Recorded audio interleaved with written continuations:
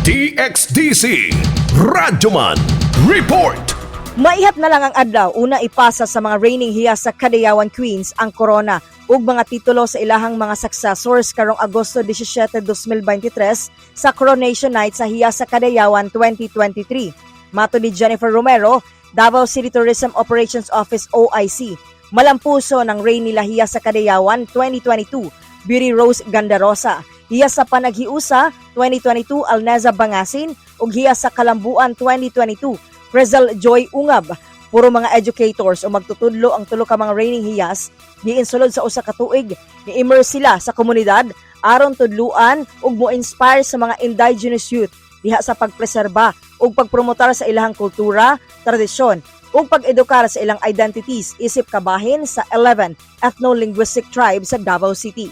Nisalmot ang reigning hiyas sa Kultura Van uban ang nagkadaiyang ahensya sa Davao City ug sigon ni Romero magpadayon kini nga proyekto. Continuation program, then we will also be hearing their advocacies as well. They will have a closer interview, then speaking more of their advocacies. Then whoever will win, then we will take in the advocacy sa mga mudaog na hiyas sa Cadayawan. Sa interview sa Armen Davao sa law student nga si Christine Claire Tar sa Bagobo Clata Tribe, dako kining oportunidad kaniya ang pag-apil sa kompetisyon aron madungog ang iyang advokasya na sustainability sa ilang cultural heritage, particular na sa pagpreserba sa sagradong Clata weaving. Hindi naman tayo mamilang ngayon tabang sa government, sa local government nato, and truly enough na adjud sila ginahatag na suporta, and we just need to sustain that. Isa na ma'am kay to reach out to supports to NGOs, to the Department of Agriculture.